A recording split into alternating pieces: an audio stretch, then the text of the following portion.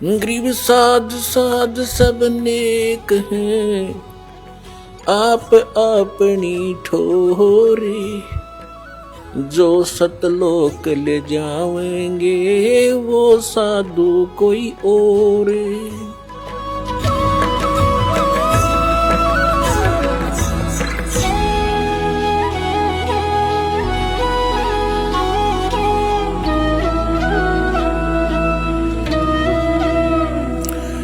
सतगुरु आए दया करी, ऐसे दीन दयाल। बंदी छोड़ वृत्तास कहा, जठरगनी प्रतिपाल। सतगुरु आए दया करी, ऐसे दीन दयाल। होय होय, हम किसी भयंकर गलती कर काए सतलोक में बड़ी थाली का ठोकर मार काए हम, और आज हम एक टुकड़े के लिए कोई देश जाता है, कोई परदेश जाता है। उसके लिए गरीबदास साहब जी कहते हैं, उत्तर दक्षिण पूर्व पश्चिम फिरदा दाणे दाणे नो। सर्व कला सतगुरु साहेब की, हरि आए हरियाणे नु।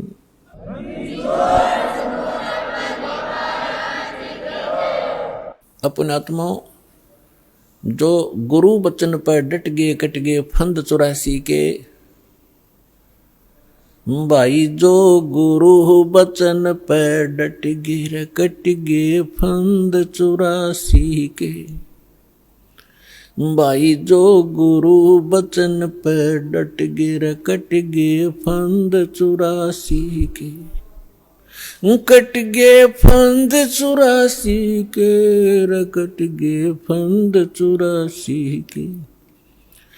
भाई जो गुरु बचन पे डट गए कट गए फंद 84 के।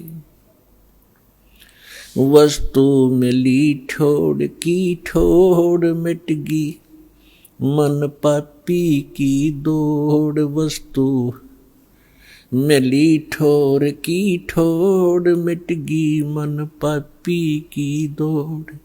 ये भरम मिटे मथुरा काशी के, भरम मिटे मथुरा काशी के। भाई जो गुरु बचन पे डट गए कट गए फंद 84 के। पुणात्मा, गुरु का वचन पालन करना इस भक्ति मार्ग में अति अनिवार्य है। और गुरु केवल वही ज्ञान और वही आदेश देता है जो आपके हित में होते हैं। एक भक्त कह रहा था जी, उसने कभी प्रश्न किया होगा, दास को तो इतना ध्यान नहीं रहता क्योंकि लाखों की संख्या में एक महीने में भक्त मिलते हैं। 5 वर्ष पहले उसने दीक्षा ली थी 2008 में। वो कह रहा था जी मैं अमेरिका जाने की तैयारी कर रहा हूं। तो उसने अभी बताया, कहने लगे जी आप ये बोले कि भाई आड़े यही अमेरिका बना दूंगा जब तू विश्वास करेगा। तो वो आज बता रहा था जी मुझे ऐसे दया कर दी दाता ने, समय पर टूक नहीं था, कर्जा सिर पर बहुत गना था, आज सारा सुख दे दिया और यहीं पर बढ़िया काम चला दिया। तो पुण्यात्माओं, गरीबदास साहब जी कहते हैं, पूर्व पश्चिम उत्तर दक्षिण तो फिरदा दाणे दाणे नु। और सर्व कला सतगुरु साहिब की, हरि आए हरियाणे नु। मालिक ने पहचान कर धक्के खाते फिरते हो तुम, लगो एक बार भक्ति पर, सारे सुख दे और मोक्ष भी देगा आपको।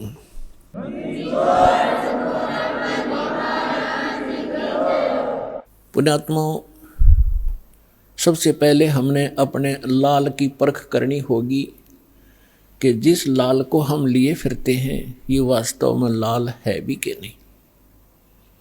तो उस परखने के लिए हमारे पास कुछ पैमाना होना चाहिए। तो पैमाना कौन सा होगा? सदग्रंथ प्लस में उन महापुरुषों का आंखों देखा एफिडेविट कि परमात्मा जिनको मिले। तो आज आपको एक झलक परमात्मा की सुनाएंगे।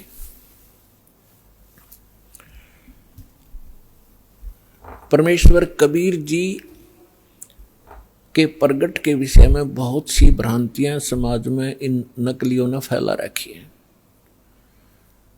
क्या फैला रखी है कि कबीर साहब किसी विधवा ब्राह्मणी के घर कोख से जन्म हुआ था, वो शर्म के मारे बाहर डाल आई।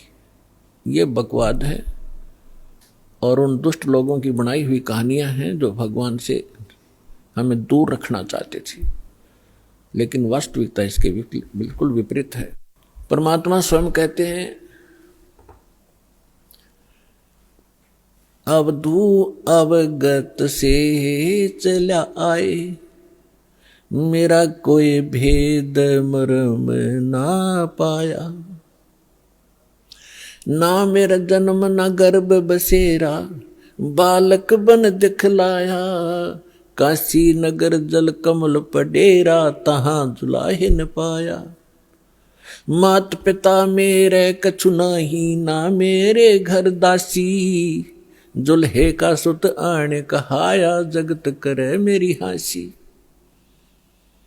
स्वयं परमात्मा ने आके बताया कि मेरे कोई माता पिता नहीं थे और किसी कारण से मैं प्रत्येक युग में अपने बच्चों को संभालने के लिए ये लीला किया करता हूँ। परमात्मा प्रत्येक युग में ऐसी ही लीला करते हैं। कमल के फूल पर आकर शिशु रूप धारण करते हैं। एक सतिथि इनकी ऐसी है यहाँ आने की, और वैसे जब चाहे कभी भी एक साधु रूप में, अन्य रूप में कभी प्रकट होकर के अच्छी आत्माओं को मिलते हैं, उनको ज्ञान देते हैं। तो जब परमात्मा कलयुग में आए सन 1398, संवत 1455, ज्येष्ठ उत्तरते की पूर्णमासी, ज्येष्ठ सुधी पूर्णमासी को ब्रह्म मुहूर्त में, ब्रह्म मुहूर्त होता है सूर्य उदय होने से 1.5 घंटा पूर्व, सतलोक से आए मालिक और एक शिशु रूप धारण करके और नीचे को गति की। उस समय बनारस के अंदर, काशी के अंदर एक रामानंद नाम के बहुत बड़े विद्वान प्रसिद्ध थे। उनके विषय में माना जाता था कि इन्होंने चारों वेदों को, 18 पुराणों को, श्रीमद् भगवत गीता को ठीक ढंग से जाना है, जिस कारण से वो प्रचार किया करते थे।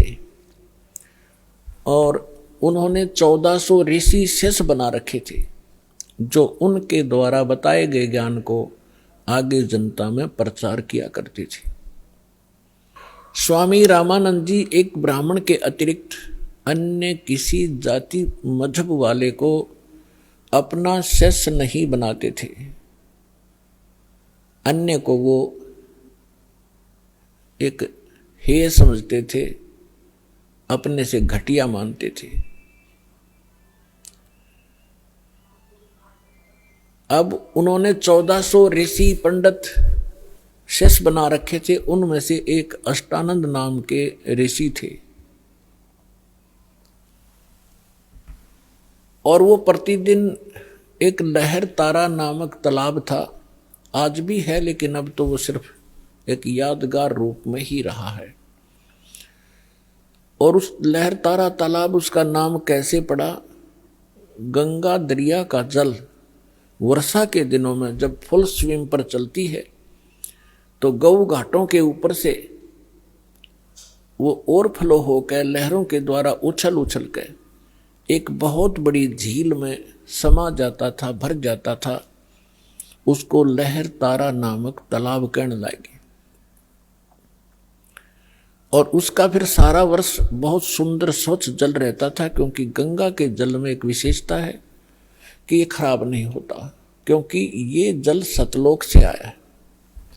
परमात्मा ने एक सैंपल भेज रखा कि हमारे लोक में ऐसे पदार्थ हैं, ना दूध कभी खराब होते, दरिया बहती है, ना दही और मक्खन खराब होते, वहाँ का ऐसा मटेरियल है। ये एक सैंपल है आपके लिए, ये विश्वास करने के लिए कि वहाँ ऐसे पदार्थ, जब ऐसे लोक में और ये जल खराब नहीं होता, वहां तो लोक ही एक विशेष है। तो समझदार को संकेत पर्याप्त है। उस लहर तारा तालाब के ऊपर ऋषि अष्टानंद जी प्रतिदिन अपने गुरुजी के द्वारा बताए गए उस साधना को भी करते थे, उसी में स्नान करते थे। एकांत स्थान, शांत स्थान पर वो भगवान की भक्ति का चिंतन किया करते थे। वो प्रतिदिन की तरह वो भी अपने चिंतन में स्नान करके बैठे थे। आकाश से क्या देखा अष्टानंद जी ने कि एक बहुत प्रकाश, तेज प्रकाश का गोला सा ऊपर से स्पीड के साथ आ रहा है।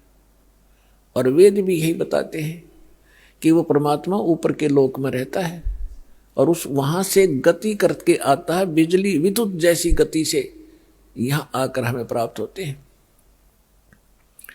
अष्टानंद जी ने देखा कि बहुत तेज प्रकाश कभी देखा नहीं ऐसा। जब उसने देखा तो उसकी आंखें सहन नहीं कर सकी, चरम दृष्टि बंद होगी। आंखें बंद होने के बाद उसने क्या देखा कि एक बालक है, शिशु रूप दिखाई दिया। जैसे हम सूर्य की तरफ देखते हैं प्रथम सीधा, तो हमारी चरम दृष्टि सहन नहीं कर पाती, आंखें बंद हो जाती हैं।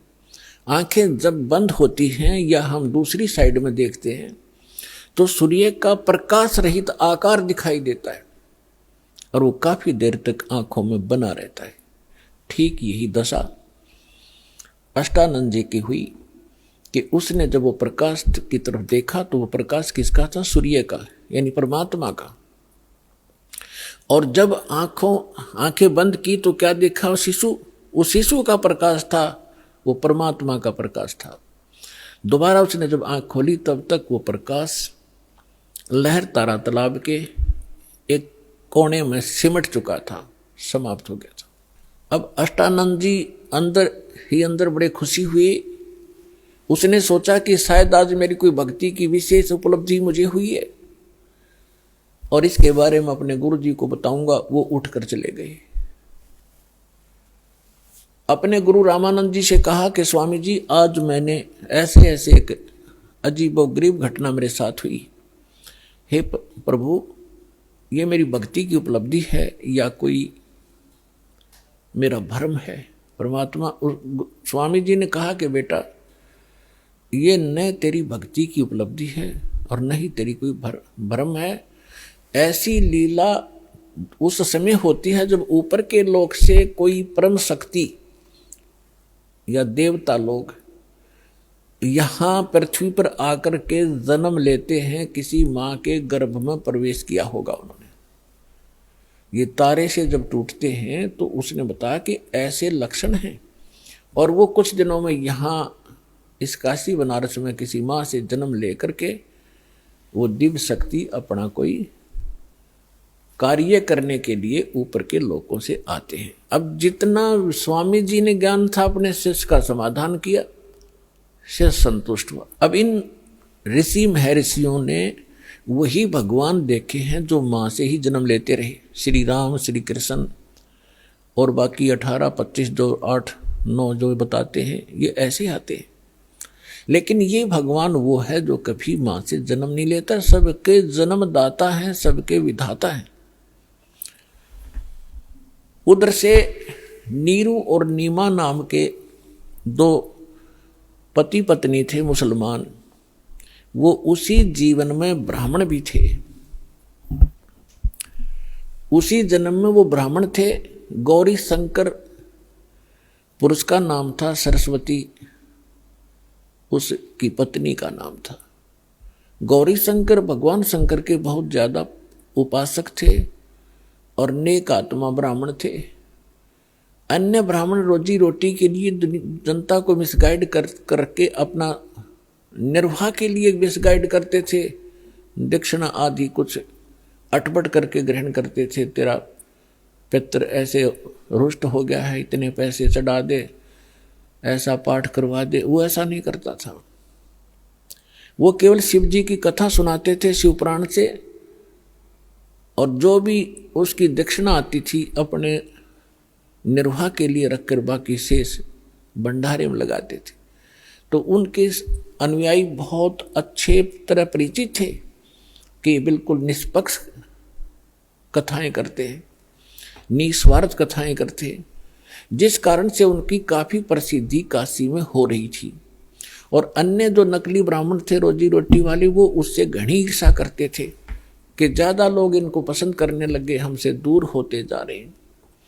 इस बात से मुसलमान काजी मुल्ला पीर खूब परिचित थे कि गौरी शंकर से अन्य जो धर्म गुरु हैं ब्राह्मण, ये अक्षुब्ध हैं और ये हिंदू धर्म का प्रचार घना कर रहा है। इसलिए उन्होंने बाई फोर्स गौरी शंकर सरस्वती को मुसलमान बना दिया। मुसलमान कैसे बना दिया? अपना जूठा पानी करके गली में खड़ा होकर और उनके ऊपर फेंक दिया, उनके कपड़े में फेंक दिया और उनके मुंह में डाल दिया। तो अन्य जो ब्राह्मण थे वो तो इसी दाव में थे। किसी दिन यूँ फंसे, सबने मुनादी करा दी, गौरी शंकर मुसलमान बन गया है, उसको जाति से डाल दिया है, उसका गंगा में स्नान करना बंद कर दिया है। अब सारे हिंदू उनसे बाइकाट कर गए, तो वो विवश हुआ। उनका नाम रख दिया नूर अली गौरी शंकर का, और नियामत रख दिया नीरू का, और उसकी पत्नी नीमा का नियामत। तो इस प्रकार फिर अपभ्रंश करके उनको नीरू और नीमा कहने लगे। अब पहले उनकी रोजी रोटी चलती थी कथा की दक्षिणा से, अब दक्षिणा मिलनी बंद होगी, रोजगार की समस्या हुई। उन्होंने एक सिंपल सा काम जिसमें कोई पैसा नहीं लगना था, ऐसा काम शुरू कर दिया कपड़ा बुनने का, और समय के बीत जाने पर उनको जुलाहा कहने लगे। नीरू नीमा निसंतान थे, उनका कोई संतान नहीं थी। 60-62 साल की उम्र उनकी हो चुकी थी। भले ही वो मुसलमान बन गए थे, लेकिन भगवान शंकर को दिल से भुला नहीं पाए थे। कोई भी आपत्ति आती थी या कोई विशेष कसक होती थी, भगवान शंकर को ही वो याद किया करते थे। भले ही वो मुसलमान रीति को भी निर्वाह कर रहे थे, उसको भी चल रहे थे। अपने आत्मा उनको संतान नहीं थी। अब जो उस समय एक ऐसी धारणा समाज में फैला रखी थी नकली ब्राह्मण गुरुओं ने कि जिसके संतान नहीं वो सबसे निकम्मी आत्मा है, उसकी सुबह सुबह दर्शन भी नहीं होने चाहिए। तो जिस कारण से जिनके संतान नहीं होती थी वो खूब समझते थे कि सामने वाला बाइकाट कर गया, गली बदल गया, रास्ता चेंज कर गया, मुझे देखकर वो बहुत कुड़ कर अपना जीवन व्यतीत किया करते थे।